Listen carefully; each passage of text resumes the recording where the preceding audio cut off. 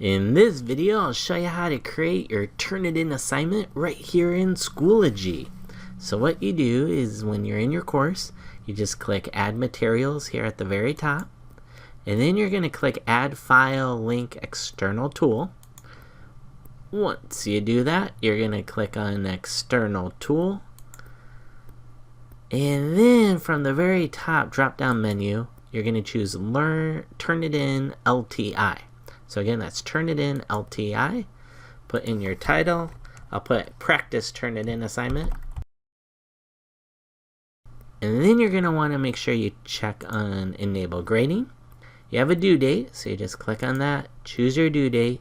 Remember, this is really important what you choose here, because in a moment, we're also going to have to do that again for Turnitin settings. Pick your category, and then go ahead and click Submit. So what happens, it adds the Schoology assignment, this Turnitin assignment here in Schoology. You have a couple more steps before the students can work on it.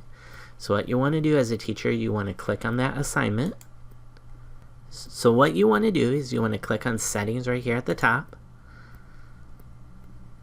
Then you can give instructions or directions for this assignment. You want to make sure that this is set as No for allow submission of any file type. When you have it set as No, then it can use the Turnitin where it matches the originality, match sources of other essays, other documents on the web. If you say yes, then it doesn't do that match sources or check for originality. It just allows that someone could submit a picture or video. So you're going to want to say no. Even though you say no, it can still submit a Google Doc, a Google Slide, PowerPoint, Word document, PDF. So a lot of variety of text sources can still be submitted. Alright, then you choose your max grade, have your start date. The due date, you remember we just set that, so you want to be the same here. So just click on this.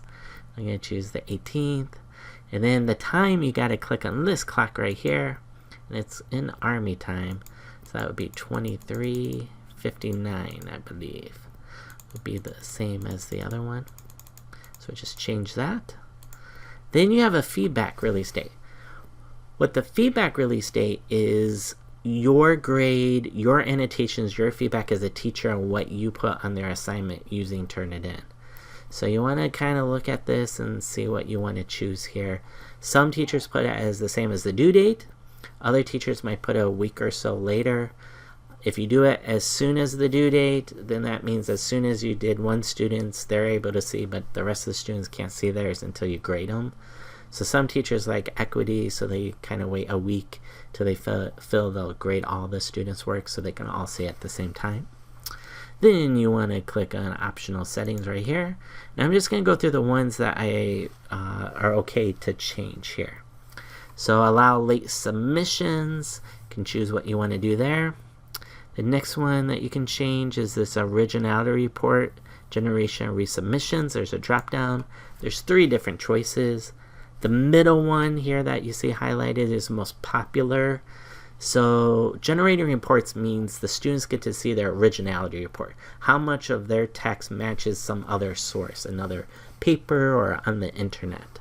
Do you want them to see it immediately, but resubmissions are not allowed? Do you want them to see it immediately, which is the second one, and they can resubmit, they can fix it, they can work it, cite it, paraphrase correctly? Or the third one, where they generates a report on the due date, and they have that due date to resubmit. So it's kind of at that crunch time. Then the other one that you can set is exclude small matches. You can say yes. They recommend putting in 5 and choosing words. That means any 5 words next to each other won't be a match just because of the combination of 5 words that could possibly be the same throughout the internet or other people's works. So it doesn't include those in a match source. The next question allows students to view originality report. So do you want them even to see their match sources? You can choose yes or no. Then the next one is add pair mark assignments. If you want to do a pair mark assignment, then you can say yes. That's going to be in another video how to do those. So right here we'll say no. Then you got rubrics. So you can use this rubric manager right here to create rubrics. They're stored with this Turnitin assignment in Schoology. If you've created rubrics in Schoology for assignments and quizzes, they are not here. And whatever you create right here for rubrics are not in your regular Schoology assignments. So these two rubrics area of Schoology live separate. So again, you can create rubrics just in a Schoology assignment or quiz, or you can create a rubric right here within your Turnitin tool right here in Schoology. It's pretty neat when you click Launch Rubric Manager. You get this window that pops up. And they have a lot of preset ones that you can use. You can duplicate the rubric if you want to change it or edit it. You can also share them out with other teachers with this button. So it's pretty nice that you can create it. It makes it really easy for students to see the rubric on the assignment, you as a teacher to grade. So rubrics are really nice for grading.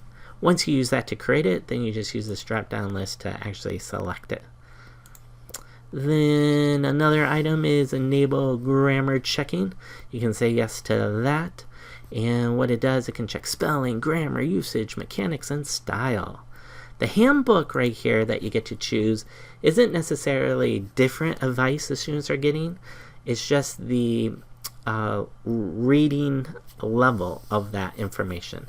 So English learners is a popular choice in this list, but not necessarily elementary and high school again give different advice. It's just the reading level of that advice that Turnitin does.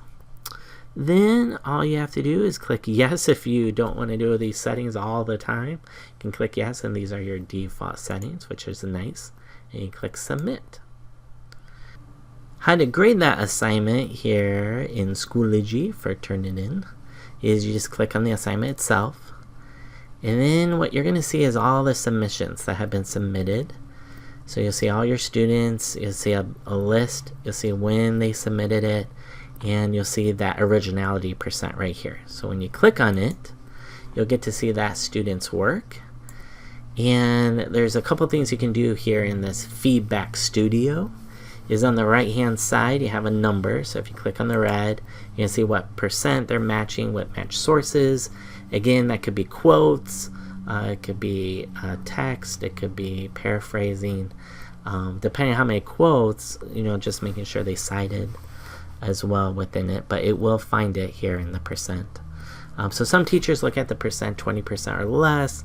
Turnitin doesn't recommend a certain percent that you look at because different scientific papers or non-fiction papers might have a little bit more sources or quoting, which would make that percent a little bit higher. So still, it's good for teachers and students to look at what's being matched up and why, and if everything's cited correctly or paraphrased correctly, or if there does need to be some revisions done.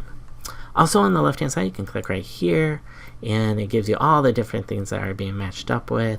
The nice thing is you can just click on it and it will show you in the text where it's matching up. It will also show you from the actual source where it's pulling it from, so you can kind of see if it's the same or not, which is pretty nice.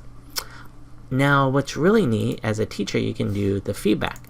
So what you do is you pretty much just click on an area. You can click on the checkbox right here, and these are called your quick marks.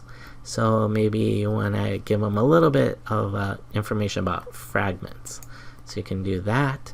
And then the student will have that note. They click on it. They'll see a little lesson on fragments. Again, you can click anywhere. You can type in a note. So you can put a little electronic post-it note there. You can even include web links. Maybe a web link to a video about how to rewrite fragment sentence, which is pretty neat. The other one that you have is just a text itself, so you can kind of type right there next to that area. So you have quite a few different ways that you can annotate. Remember, students don't see any of this until that feedback release date that you set on the assignment. If it's a rubric, then what you would do is you would just click here and grade by rubric, which is pretty nice. If it's just point grades, you just give the point grade up here at the top. And then you can just click these arrows to go to the next student to grade. It's pretty nice.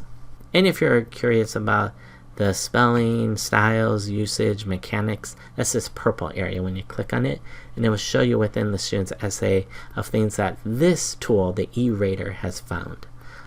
In this case, because of this example, it was there's a lot of non-English words in it, so I couldn't do that. But in a normal assignment, it will, which is pretty nice. Another thing you have is the word count at the very bottom of how many pages. And if you were used to original version of Turnitin, there is a way to click here at the bottom to go back to that classic view, but I really like this view. The new Feedback Studio view has a lot of tools right here. Before, these were always separated in different tabs, so I like the Feedback Studio, the new version that we have now. Thank you.